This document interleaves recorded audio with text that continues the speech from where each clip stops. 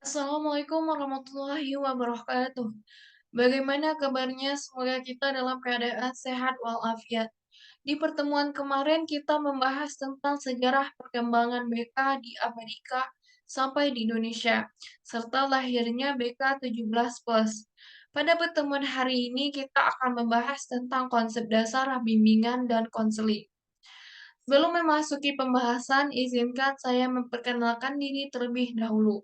Perkenalkan, nama saya Melsi Anggraini dari jurusan Pendidikan IPSE kelas ICP. Di pembahasan ini kita akan membahas pengertian BK, tujuan BK, prinsip BK, dan fungsi BK. Oke, kita langsung masuk ke dalam pembahasan kita mengenai bimbingan konseling. Jadi teman-teman sudah paham bahwa BK itu biasanya identik dengan ruangan yang menerima anak nakal, padahal kenyataannya tidak. Sekarang image-nya sudah berubah. Jadi konseling itu membantu peserta didik supaya bisa mengembangkan minat bakatnya, karirnya, membantu membuka jalan pikirannya supaya bisa menyelesaikan masalah-masalah kehidupan yang ada pada diri peserta didik. Kemudian muncul pertanyaan, bimbingan itu apa sih? Secara etimologis, kata bimbingan merupakan terjemahan dari bahasa Inggris, yaitu kata guidance berasal dari kata kerja to guidance, yang mempunyai arti menunjukkan, membimbing, menuntun, ataupun membantu, sesuai dengan istilahnya. Maka secara umum dapat diartikan bimbingan itu sebagai suatu bantuan atau tuntunan. Sedangkan menurut Miller, bimbingan itu sebagai proses bantuan terhadap individu untuk mencapai pemahaman diri yang dibutuhkan untuk melakukan penyesuaian diri secara maksimum di berbagai lingkungan, yaitu di sekolah, keluarga, maupun di masyarakat. Bimbingan bisa dilakukan secara individu maupun kelompok, dan bimbingan bisa dilakukan oleh siapapun. Bisa dengan guru, misalkan seorang guru atau wali kelas memberikan bimbingan kepada peserta didik atau kepada wali muridnya, atau kepala sekolah memberikan bimbingan kepada guru atau orang tua yang memberikan bimbingan kepada anak-anaknya. Selanjutnya, konseling itu apa sih? Kata konseling secara etimologis berasal dari kata counsel yang diambil dari bahasa Latin yaitu consilium, artinya bersama atau bicara bersama. Pengertian berbicara bersama-sama dalam hal ini adalah pembicaraan konselor dengan seorang atau beberapa klien atau konseli. Dalam kamus bahasa Inggris, konseling dikaitkan dengan kata counsel, yang diartikan sebagai nasihat, to obtain counsel, anjuran to give counsel, dan pembicaraan to take counsel. Konseling itu tidak bisa diberikan secara tatap muka dan harus dilakukan secara langsung, face to face, dan harus secara kontinu. Dan tidak bisa hanya sekali atau 2 kali pertemuan saja. Minimal itu 5 atau 6 kali pertemuan supaya menuntaskan masalah. Mungkin kita bertanya-tanya, kenapa sih konseling itu harus dilakukan secara tatap muka? Emang tidak bisa online melalui media sosial seperti Meet maupun Zoom. Tujuannya apa? Harus secara offline atau face to face atau secara langsung supaya seorang konselor itu bisa melihat gerak-gerik atau apa yang dibicarakan oleh klien atau konseli. Apakah real benar-benar atau bersungguh atau sedang berakting atau sedang ada manipulatif di dalamnya. Sedangkan melalui VC atau melalui SMS atau WhatsApp, kita tidak bisa melihat ekspresi keaslian dari si konsiliator atau si klien.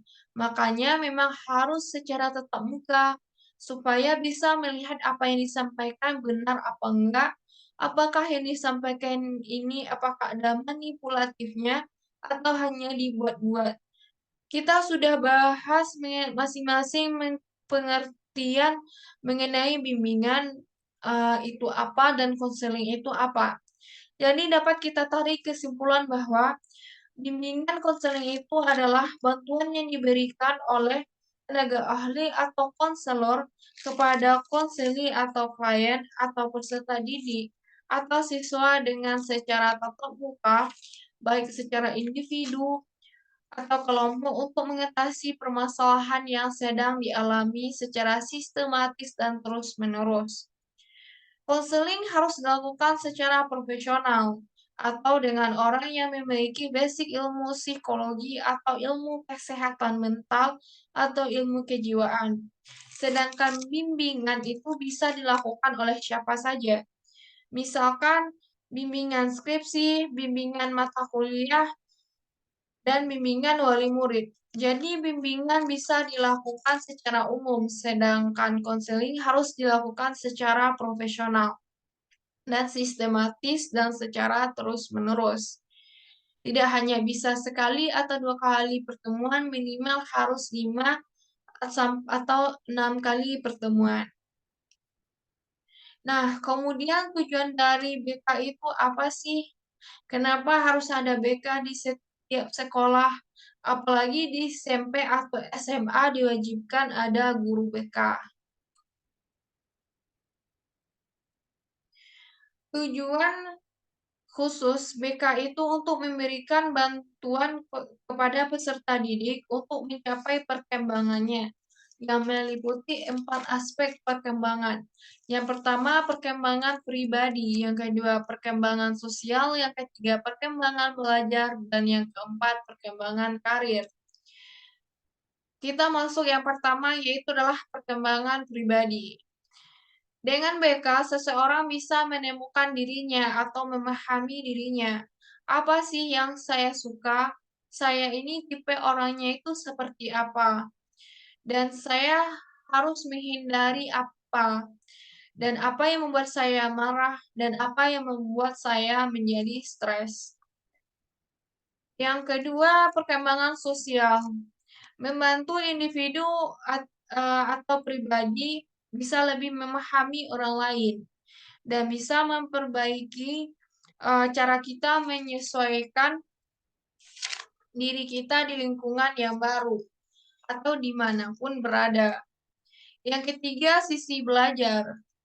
Dengan BK, kita bisa menemukan gaya belajar yang tepat untuk kita atau memotivasi kita untuk giat belajar. Jadi, bimbingan konseling harus bisa memotivasi peserta didik agar lebih semangat dalam proses pembelajaran, terutama di sekolah. Yang keempat, perkembangan karir. Di sekolah, kenapa harus ada BK? Karena BK sangat penting untuk menentukan karir peserta didik. Oh, cocoknya anak ini mempunyai bakat di sini. Atau pada saat selesai sekolah, misalkan anak kebingungan. Biasanya anak SMA itu apakah harus kuliah atau langsung bekerja? Kalau mau kuliah, bagaimana cara daftarnya? Sekarang banyak jalur, yaitu SNMPTN, bagaimana cara mendaftar SNMPTN, bagaimana cara mendaftar SPAN PTKIN, dan lain-lain. Kemudian jurusan apa yang mau diambil. Nah, itu peran besar dari guru BK di sekolah untuk bisa mengarahkan peserta didik mengambil jurusan apa yang tepat, bagaimana cara mendaftarnya. Kemudian menurut Dewa Ketul Soekardi, menyatakan bahwa tujuan lain bimbingan dan konseling secara umum adalah sesuai dengan tujuan pendidikan, yaitu terwujudnya manusia Indonesia seutuhnya yang cerdas, beriman dan bertakwa kepada Tuhan Yang Maha Esa, dan berbudi pekerti yang luhur, memiliki pengetahuan dan keterampilan serta rasa tanggung jawab kemasyarakatan dan kebangsaan. Kemudian tujuan akhir dari bimbingan dan konseling adalah agar klien terhindar dari berbagai masalah. Apakah masalah tersebut berkaitan dengan gejala penyakit mental atau neurona dan psikus, sosial maupun spiritual, atau dengan kata lain agar masing-masing individu memiliki mental yang sehat.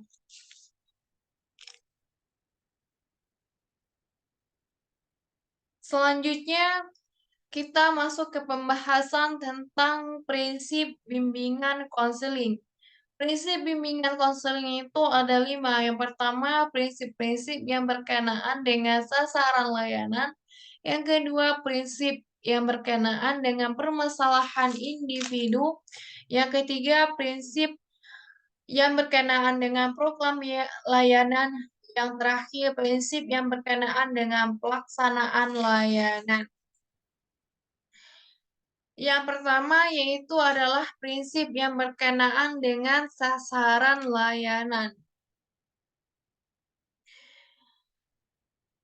Bimbingan dan konseling melayani semua individu tanpa memandang umur, jenis kelamin, suku, agama, dan status sosial ekonomi. Kemudian bimbingan dan konseling berurusan dengan pribadi dan tingkah laku yang unik dan dinamis. Yang ketiga, bimbingan dan konseling memperhatikan sepenuhnya tahap dan berbagai aspek perkembangan individu. Yang terakhir, bimbingan dan konseling memberikan perhatian utama kepada perbedaan individual yang menjadi orientasi pokok pelayanannya. Jadi pada prinsip yang berkenaan dengan sasaran layanan ada 4, yaitu bimbingan dan konseling melayani semua individu tanpa memandang umur, jenis kelamin, suku, agama, dan status sosial ekonomi. Yang kedua, bimbingan dan konseling berurusan dengan pribadi dan tingkah laku yang unik dan dinamis. Bimbingan dan konseling memperhatikan sepenuhnya tahap dan berbagai aspek perkembangan individu. Yang terakhir, bimbingan dan konseling memberikan perhatian utama kepada perbedaan individual yang menjadi orientasi pokok pelayanannya.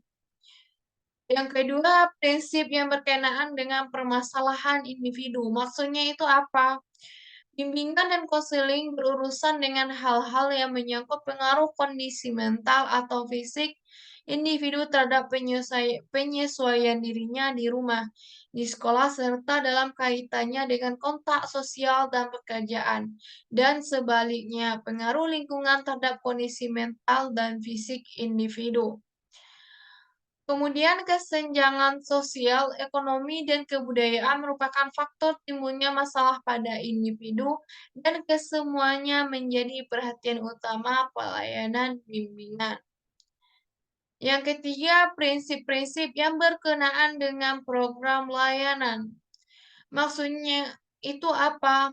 Bimbingan dan konseling merupakan bagian integral dari pendidikan dan pengembangan individu.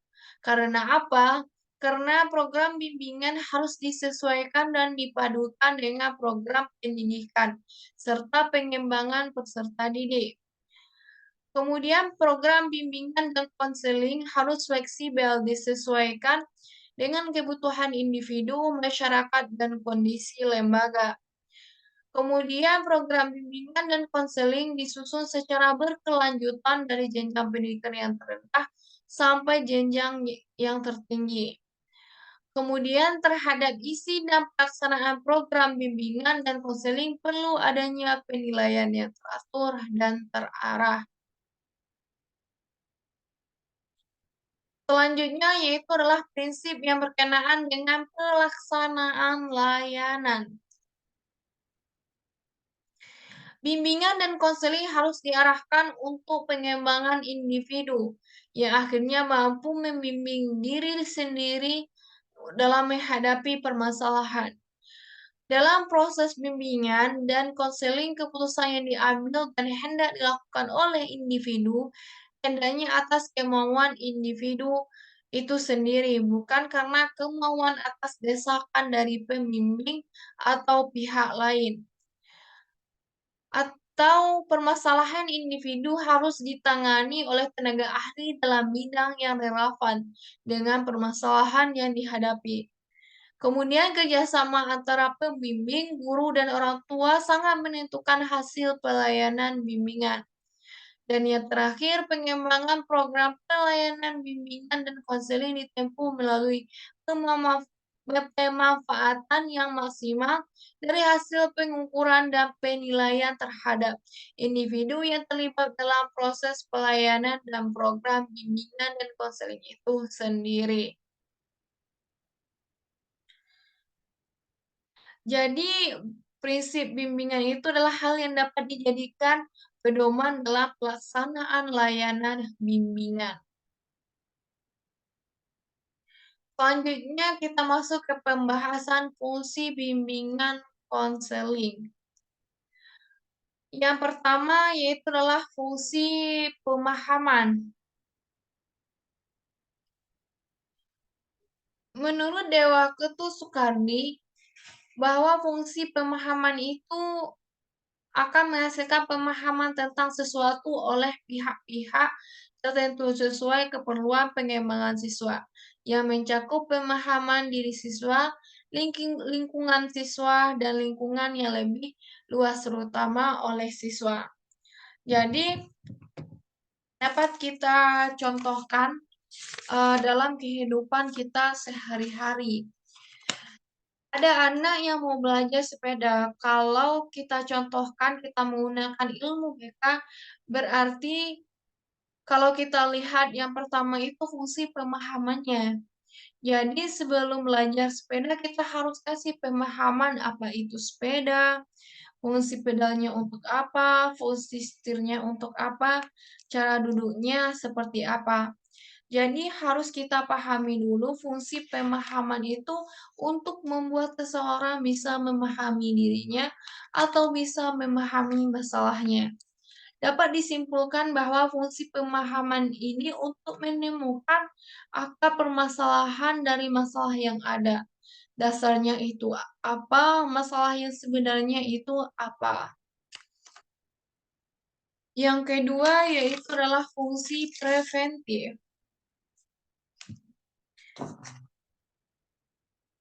Fungsi preventif yaitu fungsi yang berkaitan dengan upaya konselor untuk senantiasa mengantisipasi berbagai masalah yang mungkin terjadi dan berupaya untuk mencegahnya supaya tidak dialami oleh konseli. Melalui fungsi ini, konselor memberikan bimbingan kepada konseli tentang cara menghindarkan diri dari perbuatan atau kegiatan yang membahayakan dirinya. Contohnya saja itu adalah bahaya minuman keras, merokok, penyalahgunaan obat-obatan, dan pergaulan bebas. Yang ketiga, fungsi pengembangan. Fungsi bimbingan yang lebih proaktif daripada fungsi lainnya. Yang keempat, fungsi penyembuhan, yaitu fungsi bimbingan dan konseling yang sifatnya kuratif. Maksudnya itu adalah membantu konseling yang telah mengalami masalah, baik menyangkut aspek pribadi, sosial, belajar, dan karir. Yang kelima, fungsi penyaluran, yaitu fungsi bimbingan dan konseling dalam membantu konseling memilih kegiatan ekstrakurikuler, jurusan atau program studi dan memantapkan penguasaan karir atau jabatan yang sesuai dengan minat, bakat, keahlian, atau ciri kepribadian lainnya. Yang keenam, fungsi adaptasi.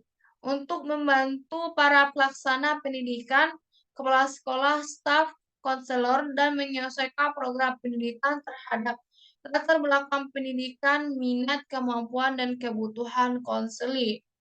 Yang ketujuh, fungsi penyesuaian, yaitu fungsi bimbingan dan konseling dalam lingkungan yang dinamis dan konstruktif.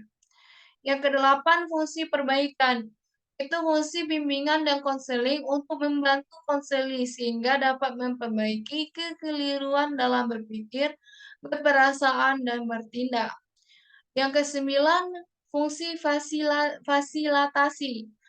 Maksudnya itu adalah memberikan kemudahan kepada konseli dalam mencapai pertumbuhan dan perkembangan yang optimal, serasi, selaras, dan seimbang dalam seluruh aspek diri konseli. Dan yang terakhir, fungsi pemeliharaan, yaitu fungsi bimbingan dan konseling untuk membantu konseli supaya dapat menjaga diri dan mempertahankan situasi kondisif yang telah tercipta dalam dirinya. Jadi demikianlah pembahasan kita mengenai, konsep dasar bimbingan dan konseling. Semoga, bermanfaat. Apabila, ada yang mau ditanyakan atau masih bingung terhadap konsep dasar bimbingan dan konseling, silahkan ditulis pertanyaannya di kolom komentar. Terima kasih. Assalamualaikum warahmatullahi wabarakatuh.